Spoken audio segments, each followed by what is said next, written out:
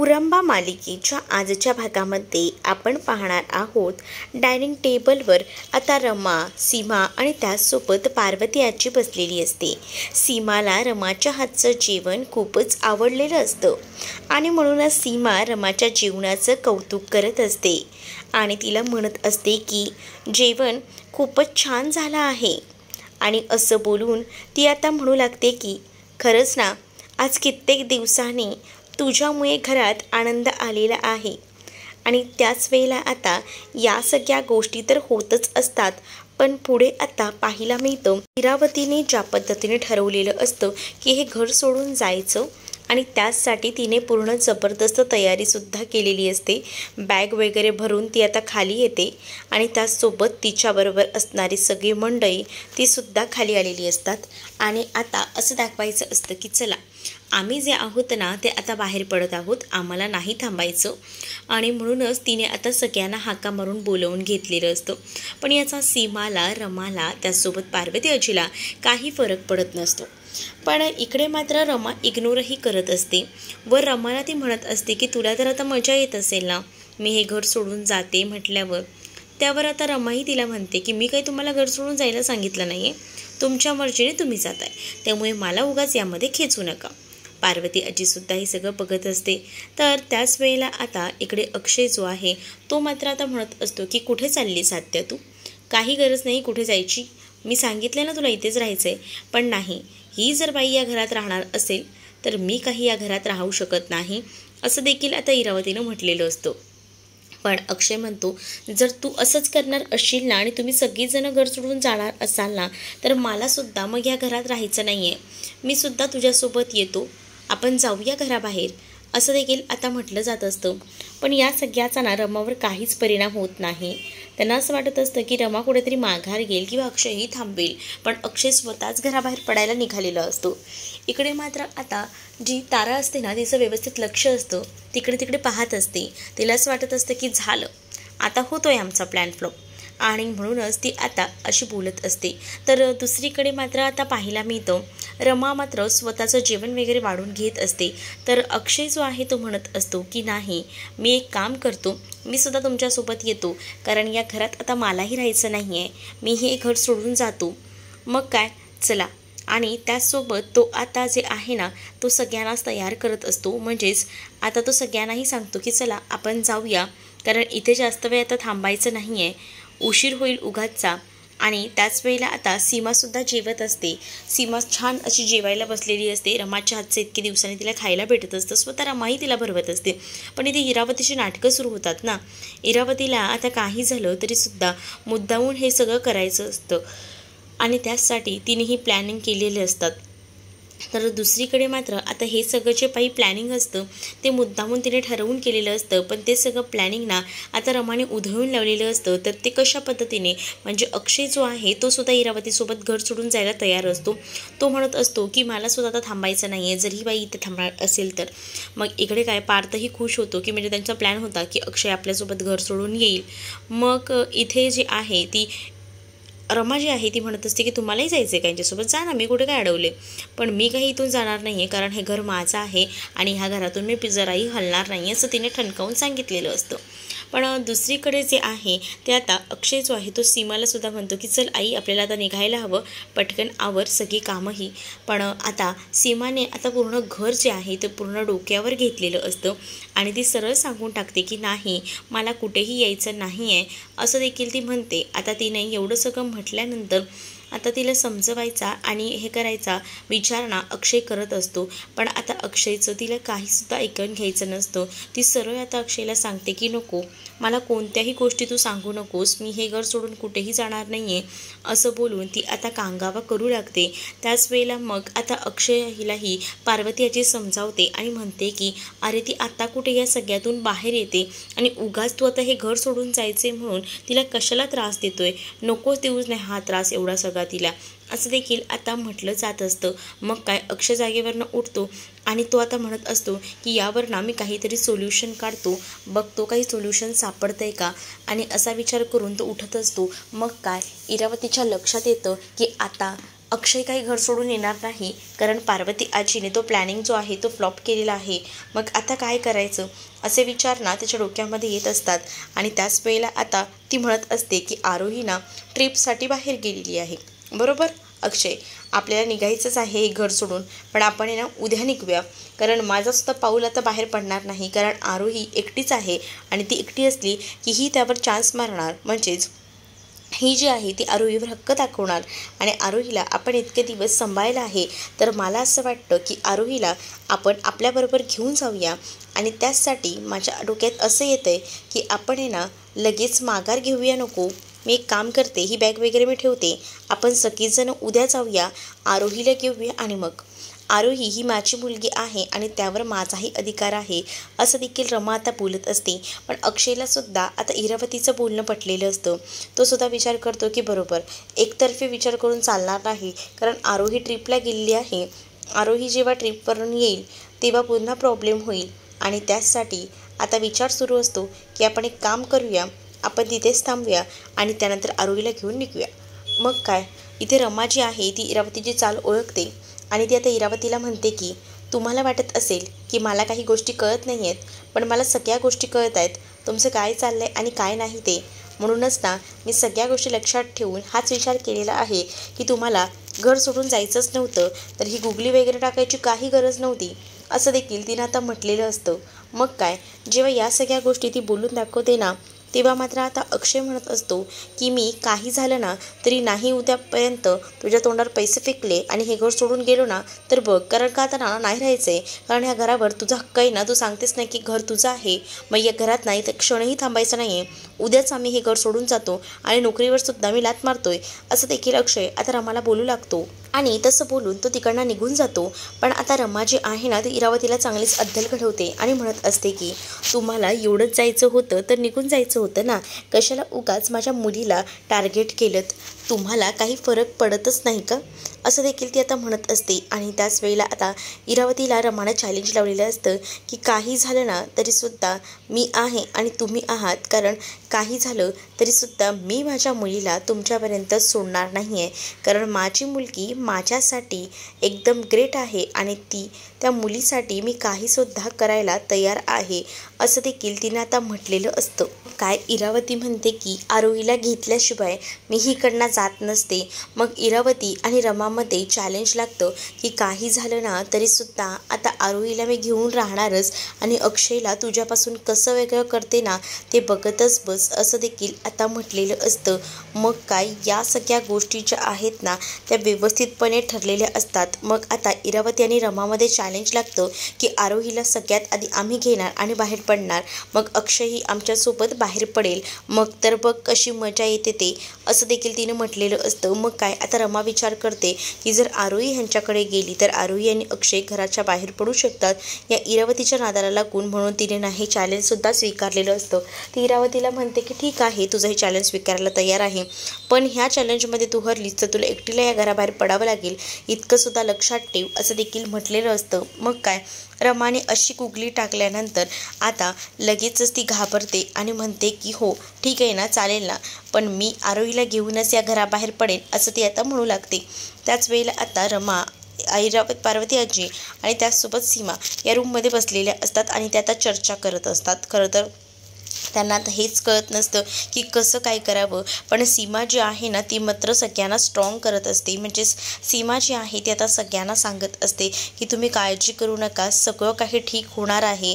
म्हणजेच काय, तर आता आपल्या बाजूने सगळ्या गोष्टी ज्या आहेत त्या घडणार आहेत.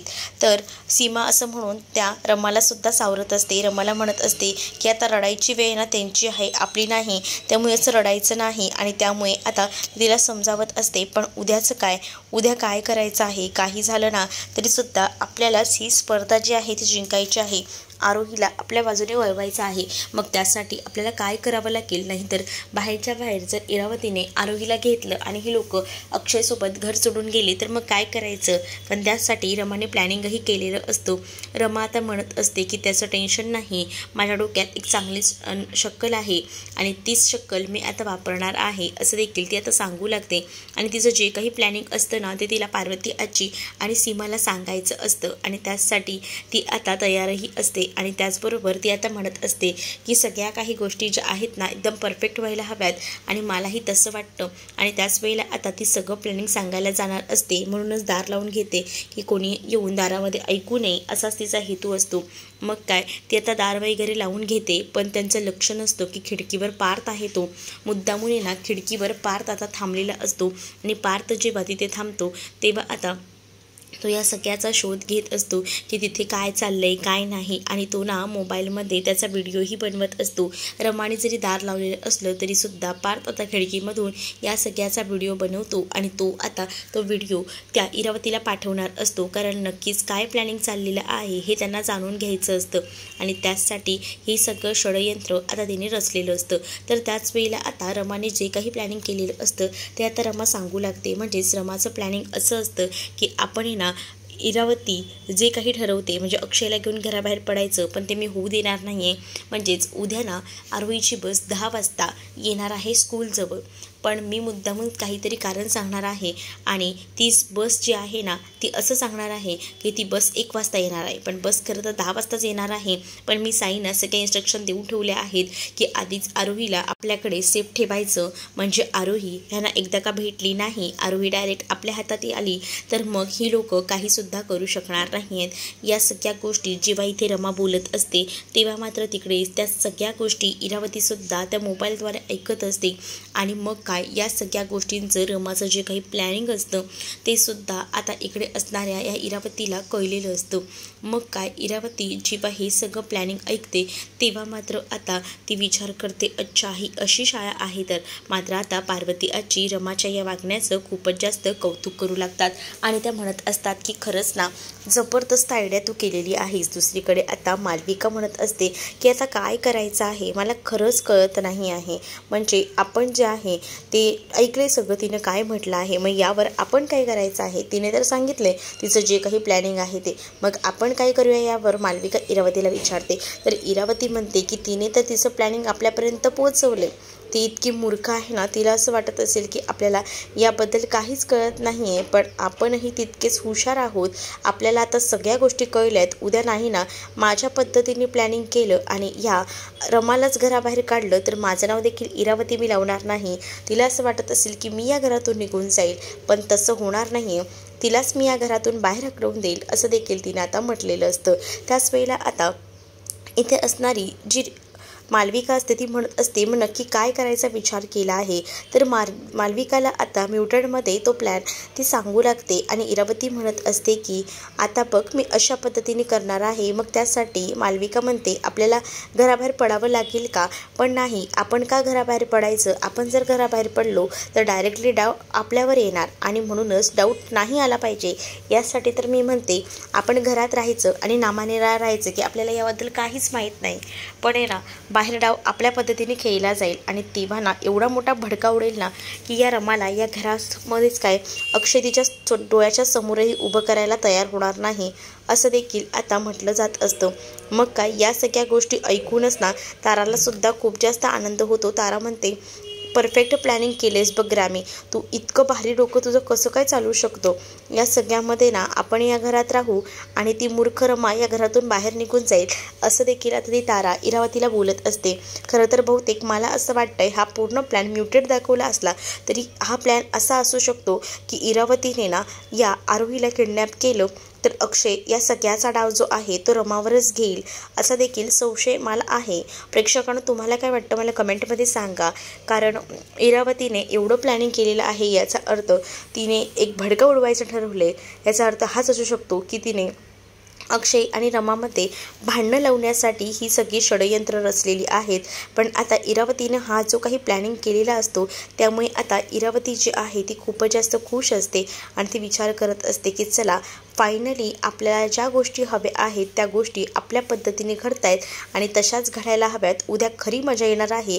या रमाला असं वाटत असेल की तिचं प्लॅनिंग कोणालाही माहीत नाही, पण तिच्या आधी आपल्याला या सगळ्या गोष्टीचं प्लॅनिंग कळलं आहे, त्यामुळे उद्या उद्या बघ कसा भडका उडतो ते, असं देखील आता ती मालविकाला म्हणत असते. मालविका ही खूप जास्त खुश असते, कारण आता तिला असं वाटत असतं की अक्षय आपला होईल आणि त्या आशेनेच ती या घरात आतापर्यंत थांबलेली असते. आणि इरावतीला रमाने चॅलेंज दिलेलं असतं की तुला उद्या मी नाही घराबाहेर काढलं तर बघ. आणि त्यामुळेच ना आता इरावतीसुद्धा खूपच जास्त टेन्शनमध्ये असते. तर दुसरीकडे मात्र आता पाहायला मिळतं अक्षय जो आहे तो आपले शूज वगैरे घालून कामावर जायला निघालेला असतो. आणि त्याच वेळेला आता तो कामावर जात असताना तिकडे जे आहे ती रमा येते आणि त्याला कॉफी घेऊन येते असते. रमाने ती कॉफी बनवून आणलेली असते, जी त्याची नेहमीची फ्रँचायझीची कॉफी असते. ती कॉफी तिने आणून दिलेली असते. तर अक्षय म्हणतो की कॉफी तू का आणून दिलीस? रमा म्हणते की मी आणली, घ्या ना. मग काय, आता अक्षय नेहमीप्रमाणे तिच्या वाकड्यात शिरतो आणि म्हणत असतो की तू कॉफी आता आणून देतेस ग, रोज कॉफी आणून द्यायला मालविका असते, त्यामुळे मालविकाच्या हातची कॉफी घ्यायची आता सवय झालेली आहे. मग रोज ती आणून देते ना, आज मी आणून दिली तर घ्या माझ्या हातची, असं देखील रमा आता सांगू लागते. पण आता रमाला तो म्हणत असतो की प्रत्येक गोष्टी तुझी जबरदस्ती असणारच ना, बरोबर, कारण या घरावर तुझा अधिकार आहे, तुझे रूल्स आहेत, बरोबर. तू काल म्हणाली होती माय होम माय रूल्स, बरोबर. मग ते रूल्स आम्हाला तर फॉलो करावेच लागतील ना, आम्हाला जरी ते मान्य नसले तरीसुद्धा, असं देखील अक्षय मुद्दामूनच आता रमाला म्हणत असतो. आणि रमाला सगळं काही बोलणं त्याचं ऐकून घेत असते. खरं तर रमाला आता अक्षय कुठे जातोय हे माहिती असतं. खरं तर रमाला अक्षय हा शाळेत जातोय, 10 वाजत असतात आणि अक्षयला माहिती असतं की आरोहीची स्कूल बस येणार आहे ट्रिपवर ना, मग तिला घ्यायला तो जात असतो. पण आता रमाला अडवायचं असतं, म्हणून तर रमा अक्षयच्या रूममध्ये गेलेली असते आणि अक्षयला त्याने कॉफी दिलेली असते. इरावतीसुद्धा आता अक्षयच्या रूममध्ये येते आणि त्या दोघांचंही बोलणं ऐकत असते. त्याच वेळेला आता रमा त्या बेडवर असलेलं ते टॉवेलही पाहते आणि जेव्हा ते टॉवेल पाहते ना, तेव्हा तिच्या लक्षात येतं की ओलं टॉवेल हे असंच ठेवलं गेलेलं आहे. आणि त्यामुळेच ती आता म्हणत असते की हे सगळं काय आहे, तुम्हाला किती वेळा सांगितलंय सोफ्यावर टॉवेल ठेवायचं नाही. मग आता अक्षय सुरू होतो. अक्षय म्हणतो काय का प्रत्येक वेळेला तुझं ऐकत राहायचं असं वाटतंय का तुला? मी काही गोष्टी तुझ्या ऐकून घेणार नाहीये. तुला असं वाटत असेल की सगळं काही मी ऐकून घ्यावं, तर तसं नाहीये. लक्षात ठेवा, मी तुझ्या सगळ्या गोष्टींना भुरळ पाडणारातल्या नाहीये, असं देखील तो आता म्हणत असतो. पण दुसरीकडे मात्र आता पाहिला मिळतं मग म्हणत असते की तुम्ही आता कुठे जातात? स्कूलला का? स्कूलला जायची गरज नाही आहे का? मी माझ्या मुलीला आणायला जातोय. पण नाही, स्कूल बस इतक्यात येणार नाही आहे, ती 1 वाजता येणार आहे. नाही, 10 वाजता सांगितलंय, सो मी 10 वाजता तिला आणायला जातोय. मी स्कूलची ट्रस्टी आहे, मी तुम्हाला सांगते. अजूनही ग्रुपमध्ये तसं काही आलेलं नाही आहे, त्यामुळे मी माझ्या मुलीला घ्यायला चाललोय, असं देखील अक्षय म्हणतो. ग्रुपमध्ये आलं नाही आहे, सगळ्यांची पुन्हा हे होईल, त्यामुळे प्रत्येक पालकांना फोन करून सांगण्यात येणार आहे. तुम्ही नका टेन्शन घेऊ. आणि तसंही आरोही आता 1 वाजेपर्यंत येईल, कारण त्यांची बस जी आहे ती पंक्चर झालेली आहे. माझं त्यांच्याशी बोलणं झालंय आणि त्यावरून मला या गोष्टी कळलेल्या आहेत, असं देखील आता ती म्हणू लागते. पण ह्या सगळ्याबद्दल ग्रुपवर सुद्धा मेसेज असायला हवा होता ना, मग तो मेसेज ग्रुपवर नाही आहे, मग तू कसं काय म्हणू शकतेस, असं देखील आता अक्षय जो आहे तो म्हणत असतो. तर रमा त्याला म्हणते की ठीक आहे, तुम्हाला माझ्यावर विश्वास नाही का? मी तुम्हाला सांगायचं काम केलं आहे. शाळेची ट्रस्टी मी आहे आणि त्यामुळे सगळ्या गोष्टी माझ्यासमोर होत असतात आणि म्हणूनच तर मी तुम्हाला सांगितलं आहे ना, उगाच खोटं कशाला मी सांगेन, असं देखील रमा म्हणते. पण आता अक्षय जेव्हा तिकडं निघून जातो तेव्हा इथे रमा विचार करते की काही करायचं असेल तर खोटं बोललं तर चालतं, म्हणूनच तर मी आता थोडं का होईना खोटं बोलले आहे. पण देवा मला माफ कर, माझा या सगळ्यामागे चांगलाच उद्दिष्ट आहे, असं देखील ती म्हणत असते. पण आता हे सगळं बोलणंसुद्धा इरावतीने ऐकलेलं असतं, त्यामुळे इरावती जी आहे ना ती प्रचंड अशी खुश असते. ती विचार करत असते की चला, फायनली आपण ज्या गोष्टी ठरवल्या होत्या त्या तशाच पद्धतीने घडतायत. तर पुढील भागामध्ये ती आता विचार करत असते आणि तिने आता इथून घरातूनच सगळी सूत्र हलवलेली असतात. तर इकडे रमा आणि साई फोनवर बोलत असतात. तर रमा साईला म्हणत असते की अक्षय तिथे पोहोचतील, पण काही झालं ना तरी अक्षयच्या समोर आरोहीला येऊ देऊ नका, आरोहीला व्यवस्थितपणे ठेवून द्या, असं देखील रमा सांगत असते. आणि अक्षय नेमका स्कूलमध्ये साईच्या समोर येऊन पोहोचलेला असतो आणि त्यावेळेला अक्षय जो आहे तो फोन साईच्यातून खेचून घेतो. तर रमाचं जे बोलणं असतं की आपल्याकडेच आरोहीला ठेवा, तुम्ही ठेवले तर व्यवस्थित, असं ती साईला सांगत असते. आणि हे नेमकं अक्षयने ऐकलेलं असतं. अक्षय म्हणतो की माझ्या मुलीला आरोहीला काही झालं ना तर लक्षात ठेवा की मी तुमचं काय करेन ते. आणि असं बोलूनच तो आता प्रचंड चिडलेला असतो आणि साईजला सुद्धा ही धमकी तो देत असतो. आता या सगळ्याचे रमावर काय परिणाम होतील हे पाहणं इंटरेस्टिंग असणार आहे. तुम्ही जर आपल्या चॅनलवर नवीन असाल तर चॅनलला सबस्क्राईब नक्कीच करा. चला तर मग भेटूया पुढच्या भागात. तोपर्यंत टाटा, बाय.